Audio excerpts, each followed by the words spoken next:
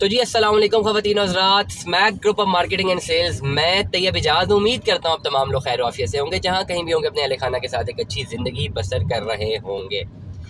आज का व्लॉग है मेरा आप तमाम लोगों को बताने के लिए कि तैयब इजाज़ जो इतनी अजीबो गरीब बातें करता रहता है, अल्हम्दुलिल्लाह हमारी जो वीडियोज़ आप देखें 700+ वीडियोज़ हमारी हो गई हैं। पिछले 8 महीने का हमारा ये जर्नी है।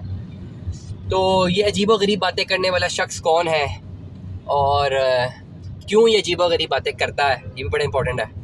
और कुछ एक्सपीरियंस के बेस पे, कुछ प्रोफेशनल की जो प्रोफेशनल एक डोमेन है, उस प्रोफेशनल डोमेन की बेस पे कुछ बहुत सारी इंपॉर्टेंट बातें मैं आपको बताने जा रहा हूँ। तो तमाम तर सब्सक्राइबर अगर ये जानना चाहते हैं कि वो रोज़ाना सुनते हैं किसको रेगुलरली, अल्हम्दुलिल्लाह काफ़ी लोग जो हैं वो रेगुलरली सुन रहे हैं। मैं तो 3-4 व्लॉग्स मेरे डेली के आते हैं डिफरेंट हाउसिंग प्रोजेक्ट्स के, और ज़्यादातर मेरी वॉइस ओवर्स होते हैं, लोग सुन रहे होते हैं। मुझे बड़ा अच्छा लगता है, फीडबैक मुझे डायरेक्टली आता है मेरे नंबर पे। सुबह भी आया, आज भी आया, तो काफ़ी ज़्यादा आता है, हमेशा आता है। और लोग यही कहते हैं शुरू से जो मुझे देख रहे हो एक अच्छा पॉजिटिव वे में जा रहा है अल्हम्दुलिल्लाह। मैं काफ़ी ज़्यादा मुतमईन भी, अल्लाह का लाख लाख शुक्र है। और अल्हम्दुलिल्लाह मेरी बातों से अगर किसी को इस्तिफ़ादा हासिल होता है तो इससे अच्छी बात ही क्या है।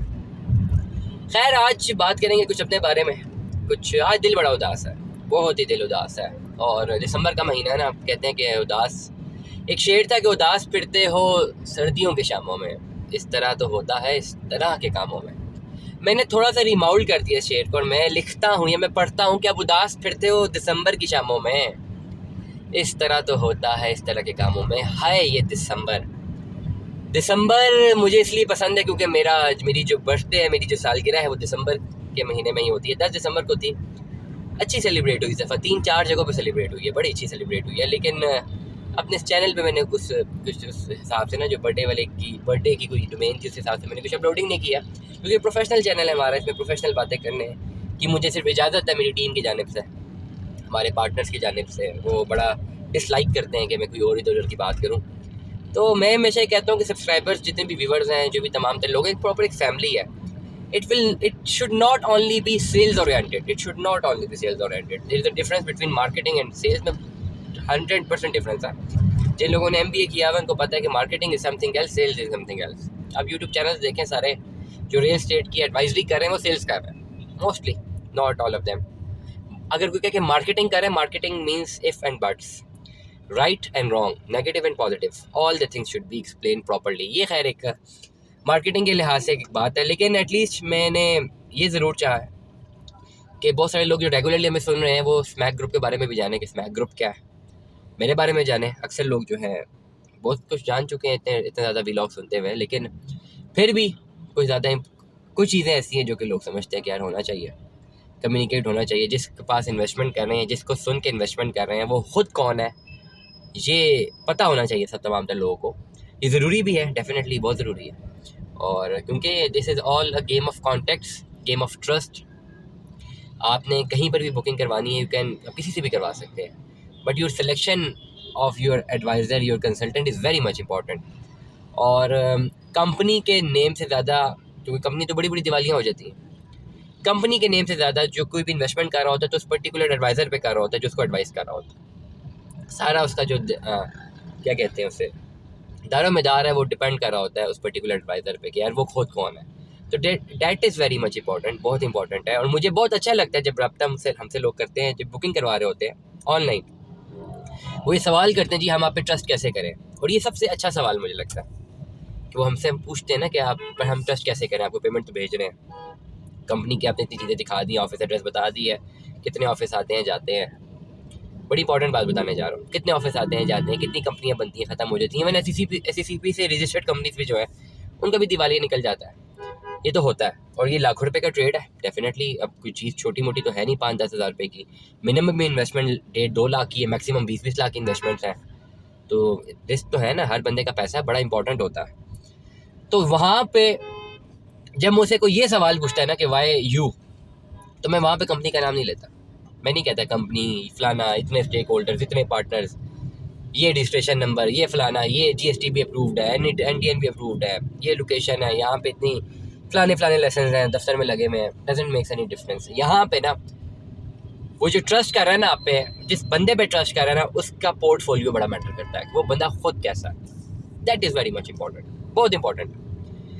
कंपनी तो हो गई ना, कंपनी तो साइड पे हो गई। मैंने कहा बड़ी बड़ी कंपनी दिवालिया कर जाती हैं। आपका पिया ही है भी जो है कल परसों में सुना था नेगेटिव में जा रहा है। कितनी बड़ी बड़ी कंपनियाँ दिवालिया हुई हैं। तो क्रेडिट पेमेंट जब हो जाए, होल्डिंग्स हो जाए, तो फिर क्या हो सकता है। तो जब यहाँ पे आप फंस जाएं, देन यू डिसाइड कि जिससे आप कम्युनिकेट कर रहे हैं उसका बैकग्राउंड क्या है। बहुत सारे लोग कहते हैं कि हमारे भाई हैं, बड़े अच्छे भाई हैं, व्लॉगर हैं, अच्छी अच्छी बातें करते हैं, ठीक है, अल्लाह ने उनको बड़ी तरक्की भी दी हुई है, नाम नहीं लूँगा। वो उनका मानना ये है कि जी कोई बंदा अगर कोई किसी छोटे दफ्तर में बैठा हो तो उसे इन्वेस्टमेंट नहीं करनी चाहिए। हालांकि वो खुद बहुत ज़ीरो से उठ के ऊपर आए। हालांकि खुद जब उनका स्ट्रगल टाइम था तो वो छोटे दफ्तरों से स्टार्ट किया ना, उन्होंने छोटी गाड़ी से छोटे दफ्तर से स्टार्ट किया, वहीं से वो उठ के ऊपर गए, ठीक है। लेकिन वो आज स्टेज पे पहुँचे कह रहे हैं लोगों को कि अगर आपने अपनी इन्वेस्टमेंट करनी है ना तो किसी आम बंदे से नहीं करनी जो आम 2 बाय 2 के दफ्तर में बैठा हो, किसी ऐसे बंदे के पास करनी है जिसका बहुत बड़ा एक वेंचर सामने नज़र आ रहा हो। हालांकि वो ये भूल गए हैं कि कुछ साल पहले वो भी वहीं से तो स्टार्ट हुए थे। तो जो आज जिस चीज़ से वो मना कर रहे हैं तो फिर ये तो उन पे भी एप्लीकेबल होता है, फिर उन पे भी लोगों को ट्रस्ट नहीं करना चाहिए था। फिर सेकंड बात उन्होंने कही कि जी अक्सर लोग किसी पे कहते हैं जी रियल्टर अच्छा, रियल्टर जो है ये जो भी एडवाइज़र है उसके पास पैसा नहीं है लेकिन ईमानदार बहुत है। तो वो उन्होंने आगे से खुद ही आर्गूमेंट दिया कि जी ईमानदारी का क्या करें, कल को पैसा डूब के तो कौन देगा। सेम चीज़ उन पर दोबारा इम्प्लीमेंट होती है कि जब आपने स्टार्ट किया था, मैं अपनी बात नहीं कर रहा, I am not entrepreneur of age, मैं स्टेज पे ही नहीं हूँ, मुझे 12 साल हो गए काम करते हुए, अल्हम्दुलिल्लाह मैंने सब अचीव कर लिया जो मैंने करना था, अल्लाह का शुक्र है। मुझे मैं अब किसी किस्म की ये नहीं कह रहा कि मैं किसी स्ट्रगल की फेज़ में, अल्लाह का शुक्र है मैंने अपनी ज़िंदगी में जो अचीव करना था कर लिया हुआ है और अल्हम्दुलिल्लाह मैं सेटिस्फाइड हूँ, अल्लाह का लाख लाख शुक्र है। अचीवमेंट खाली पैसे की नहीं होती, अचीवमेंट बहुत सारी चीज़ों की और होती है और मैं उस पर बड़ा सेटिस्फाइड हूँ अल्हम्दुलिल्लाह।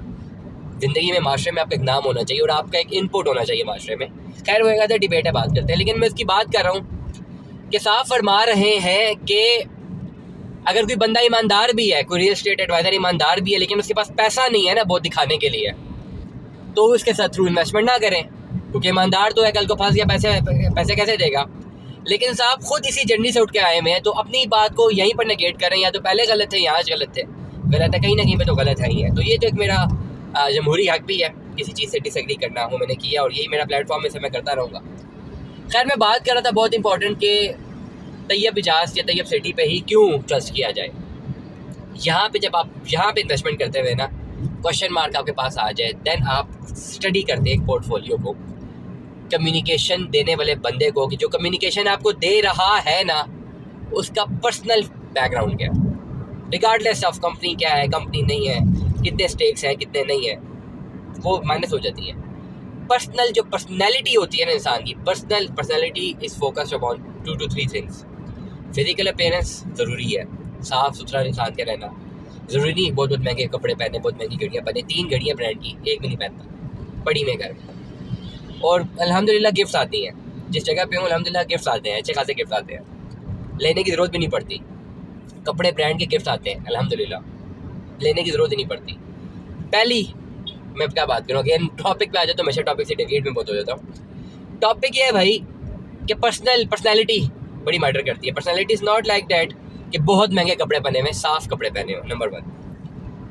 पर्सनैलिटी के क्रेक्स होता है ना, पर्सनैलिटी, जो बंदा अपनी पर्सनैलिटी को ना संभाल सके ना वो कुछ भी नहीं संभाल सकता किसी भी एस्पेक्ट में। जिसके पास पर्सनैलिटी का, जिस बंदे को अपनी पर्सनैलिटी पे वो नहीं है ना, कंट्रोल नहीं है, तो किसी भी चीज़ पे कंट्रोल नहीं कर सकता। तो पर्सनैलिटी बड़ी मैटर करती है।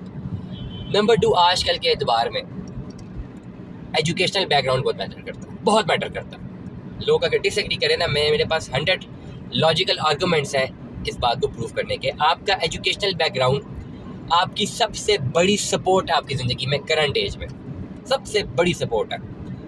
आप माने या ना माने, अगर आप पढ़े लिखे हैं, बेशक आप कोई भी काम करते हैं, आप पढ़े लिखे हैं, आप PhD हैं, आप बर्गर का ठेला लगाते हैं, बर्गर का एक ठेला स्टॉल लगाते हैं, आई बेट यू आप लगा के देखें आप 5 साल बाद कहाँ से काम पहुँचते हैं। आई बेट यू करके तो देखें। तो आपका जो ग्रूमिंग है ना, आपकी जो एंटरप्रेन्योरशिप है, वो आपकी जो उसकी बैकग्राउंड है ना, आपका जो आपका एजुकेशनल बैकग्राउंड है उस पर बहुत ज़्यादा डिपेंडेंट है। ये ध्यान में रखिएगा। आपके एजुकेशनल बैकग्राउंड ज़रूरी नहीं कि आप इंजीनियर हैं तो आप इंजीनियरिंग ही कर रहे हो, उसकी जॉब भी कर रहे हो, डॉक्टर है तो उसी को प्रैक्टिस कर रहे हो, डजंट मेक सेंस, डिफरेंस है नहीं। आप पढ़ें जो आपको शौक है पढ़ने का, और आप वो काम करें जो आपको शौक है करने का। तो आपने जब किसी को भी लॉक करना है तो आपने देखना है personality number 1, number 2 educational background. एक पढ़े लिखे आदमी का डेकोरम ही अलग होगा। एक पढ़ा लिखा आदमी बिलियनर्स में भी बैठ जाएगा ना, तो वो अपनी बात मनवाने की कैपेसिटी रखता है, अपनी पर्सनैलिटी को उनके ऊपर हावी करने की कैपेसिटी रखता है। एक पढ़ा लिखे बंदे में क्रेज़ होती है। पैसा इज़ नॉट लाइक दैट। पैसा बहुत होना, बहुत कम होना, वो किसी के हाथ में नहीं होता।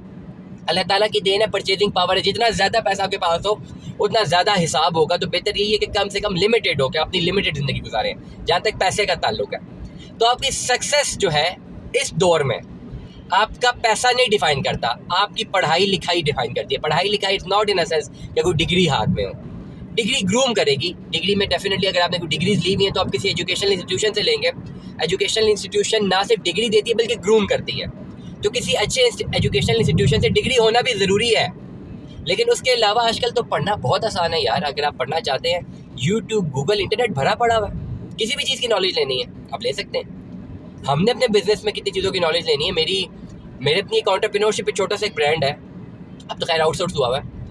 उसमें भी काफ़ी चीज़ों की जब हमने फॉर्मुलेशन करनी होती थी, मैंने सारी, हालांकि मैंने वो चीज़ें नहीं पढ़ी हुई थी, I took the advice from YouTube, I took the advice from Google, मुझे सारी चीज़ें मिल गई। तो मकसद कहने का ये है कि पढ़ा लिखा आदमी ज़्यादा ईमानदार होगा, पढ़ा लिखा आदमी ज़्यादा, उसको कह सकते हैं कि ट्रस्टवर्दी होगा, उसमें सेंस ऑफ रिस्पॉन्सिबिलिटी होगी, एग्जीक्यूट करने का क्रेज़ होगा, कैपेसिटी होगी और वो एग्जीक्यूट करेगा। जो भी पढ़ा लिखा आदमी जिसके पास एक बड़ी अच्छी प्रोफेशनल डिग्री है और वो बिजनेस में है, वो बिजनेस में कभी नुकसान नहीं कर सकता, क्योंकि उसकी जो ग्रूमिंग है, फॉर एग्जांपल पढ़े लिखे आदमी की बात करूँ जिसके पास अच्छे खासे माशाल्लाह अच्छी खासी डिग्री है, किसी ने पीएचडी कर ली हुई है, पीएचडी कर भी ली है, तो पीएचडी करने तक उसे 4-5 इंस्टीट्यूट तो बदलने पड़ेंगे ना। कॉलेज, स्कूल हो गया, कॉलेज हो गया, ग्रेजुएशन की यूनिवर्सिटी होगी, फिर मास्टर्स की होगी, एमफिल की होगी, पीएचडी की होगी, 6 डिफरेंट इंस्टीट्यूशन उसे बदलेंगे। 6 के 6 इंस्टीट्यूशन उसको ग्रूम करेंगे, वो ग्रूम होगा।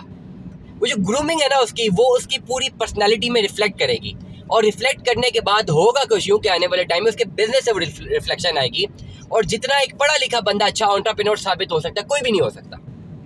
बाकी जो बहुत सारे लोग हैं ना, जो पैसा अल्लाह की देन है, नसीब है, लोग मेहनत करते हैं, इस पर कोई बात नहीं है, लेकिन आपकी मेहनत अगर ऑक्यूपाई हो जाए, आपके पास आपकी मेहनत अटैच हो जाए आपकी पढ़ाई लिखाई के साथ, आपकी डिग्री के साथ, तो आप मल्टीप्लाई बाय 4 जाके तरक्की करते हैं। क्योंकि आप किसी भी गैदरिंग में बैठ गए, अगर आप पढ़े लिखे हैं ना, तो you can make your mark. आप बिठाएं 100 बंदे बिठाएं, 99 बंदे बिठाएं, बिलियनर हो, अंगूठा छाप हो, पढ़ना लिखना ना आता हो।